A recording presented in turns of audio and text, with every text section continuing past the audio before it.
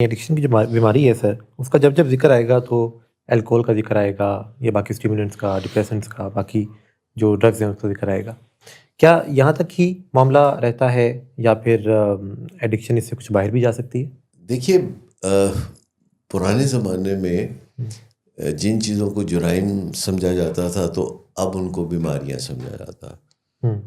اچھا، ہمیشہ سے نشے کی بیماری کے حوالے سے اگر دیکھا جائے تو اسے بد کرداری کا ہی شاخسانہ سمجھا جاتا تھا، لیکن اب سائنس نے چیزوں کو ڈسکور کر دیا. علامتیں اس کی جو بڑی سینسٹیو ہیں، مثال کے طور پر اس میں کوئی بخار نہیں چڑھتا، کوئی پیٹ درد نہیں ہوتا، وامٹنگ نہیں ہوتی، کھانسی نہیں آتی، مطلب نشے کی بیماری کی وجہ سے تو نہیں آتی نا. ویزیبل جو چیز ہے. تو جب اس کی علامتیں بڑی یونیک قسم کی ہیں، یعنی جھوٹ بولنا، چوری چکاری کر لینا، دغا بازی کرنا، کہنا کچھ کرنا کچھ اور، عام لوگ نہیں کرتے. میں آپ کو بتاؤں کہ صرف وہی لوگ یہ کام کرتے ہیں. بڑا اچھا نقطہ اٹھایا. عام لوگ نہیں کرتے یہ چوری چکاری، جھوٹ بولنا، دغا بازی کرنا، وعدہ خلافیاں کرنا. یہ سب کام انہی لوگوں کے ہیں کہ جو ایڈکشن میں ہے، چاہے وہ ایڈکشن سبسٹینس ابیوز ہو جیسے کہ منشیات اور الکوہل کا استعمال، یا وہ کوئی بیہیورل ایڈکشن ہو، یا کسی تھاٹ کی ایڈکشن ہو جسے او سی ڈی کہا جاتا ہے. کیونکہ ایڈکشن بھی تو ہفت رنگ ہے کہ یہ خیال کی جو ایڈکشن ہے کہ بار بار ایک خیال ذہن میں آیا کہ تمہارے ہاتھ گندے ہیں تم ہاتھ دھو لو، یہ اس خیال کی ایڈکشن ہے. اور بہت ساری اوبسیشنز ہیں جو اس طرح ہی انسان کے دماغ میں چلتی ہیں اور اس کو ایگزاسٹ کر دیتی ہیں اور اس کی فنکشنالٹی کو خراب کر دیتی ہیں.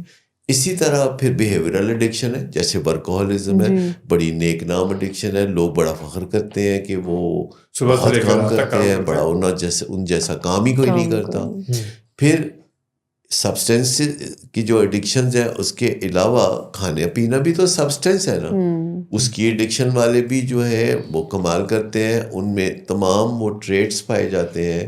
یہ جو کھبا گیر قسم کی ایڈکشن میں ہوتے ہیں تو ان میں وہ سارے ٹریٹ پائے جاتے ہیں: جھوٹ بولنا، دغا بازی کرنا، چیٹنگ کرنا، وعدہ خلافی کرنا، کہنا کچھ اور کرنا کچھ اور، اندر کی زندگی اور قول و فعل میں تضاد جو ہے، اور چھپن چھپیا کرتے رہنا.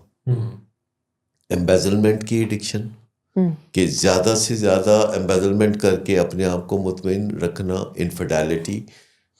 یہ ساری ایڈکشنز کی قسمیں ہیں جن میں سے کچھ ایڈکشنز تو بڑی نیک نام ہے جیسے سوشل ورک کی ایڈکشن. کچھ ایڈکشنز جو ہے وہ نیوٹرل ہے، جیسے کہ کئی لوگوں کو کھانے پینے کی ایڈکشن ہے، کہتے یار ایڈی کیڑی گل ہے، کھانا پینا ہی ہے نا، لیکن اس کے نتائج بھی سیم ہے، ڈیوسٹیٹنگ. اور اسی طریقے سے بیہیورل ایڈکشنز ہیں جیسے ورکوہولزم، سیدھی لے کے پنجاب انسٹیٹیوٹ آف کارڈیالوجی لے کے جاتی ہے.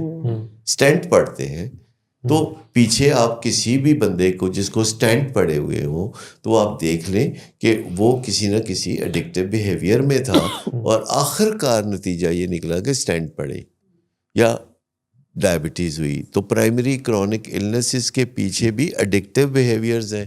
اگر آپ ان سے بچے رہیں گے تو hope fully for a long time آپ ان پرائمری کرونک النیسز سے بچے رہیں گے. لیکن میں آپ کو بتاؤں کہ وقت بدل رہا ہے، انسان نے بہت سفر کیا ہے، انسان نے بہت ترقی بھی کی ہے، اور انسان نے جو بنیادی ترقی کی ہے وہ مذاہب کی وجہ سے کی ہے.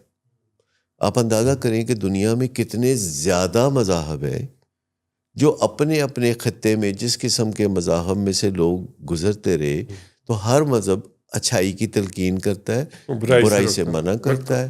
کہتا ہے جی اچھا کرو گے تو جنت میں چلے جاؤ گے، اچھا نہیں کرو گے تو دوزخ میں چلے جاؤ گے. تو یہ ایک بڑی زبردست کوشش رہی مذاہب کی صدیوں سے، ہزاروں سالوں سے، کہ انسانوں کو اچھائی کی تلقین کرنی ہے. اس کے لیے 1,24,000 پیغمبر بھی بھیجے گئے کہ وہ جو اللہ کا پیغام لے کے تو دنیا میں آ کے لوگوں کو بتاتے تھے کہ بھائی سدھر جاؤ، نہیں تو اگے جا کے بڑے چھتر پہن گئے تو دوزخ میں جاؤ گے، تو پھر یہ ہوگا، تو پھر آگ میں جلائے جاؤ گے. تو یہ ساری باتیں چلتی رہیں.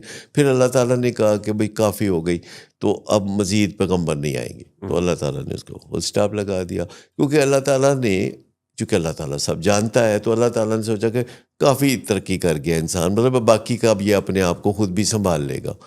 تو پیغمبر تو اب نہیں آتے، لیکن یونیورسٹیاں آ گئیں تو ریسرچز ہو گئی، سائنس آ گئی تو ایویڈنس بیسڈ کام شروع ہو گئے، ریسرچ بیسڈ کام شروع ہو گئے. تو آپ دیکھ لیجئے کہ اب آج کا جو مذہب ہے وہ سائنس ہے اور روحانیت ہے.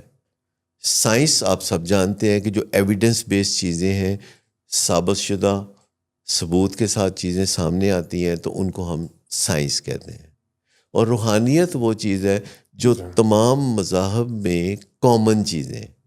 ہر مذہب کہتا ہے سچ بولو، ہر مذہب کہتا ہے دیانتداری سے کام کرو، ہر مذہب کہتا ہے کہ دوسرے لوگوں کے ساتھ اچھا لین دین کرو، عوام الناس کی خدمت کرو.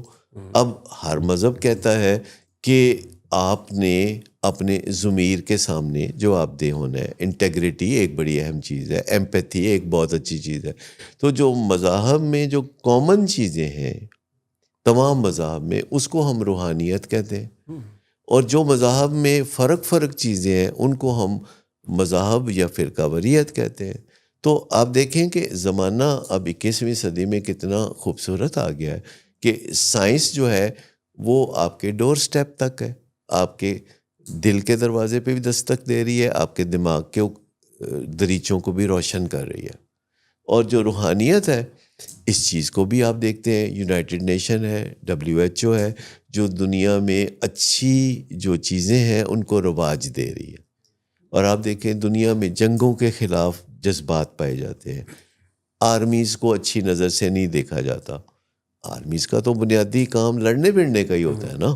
لیکن یہاں ایسے بھی ممالک ہیں جہاں خود ہی لوگ آرمی بناتے ہیں لڑنے کے لیے، اور پھر خود ہی ان سے لڑنا شروع کر دیتے ہیں. یعنی خود ہی مطلب اپنی ہی آرمی سے لڑنا شروع کر دیتے ہیں. بھئی آرمی کا کام ہے لڑنا، سویلین کا کام لڑنا نہیں ہے. یہ غور کرنا چاہیے سویلینز کو کہ لڑنے کے لیے آرمی ہوتی ہے.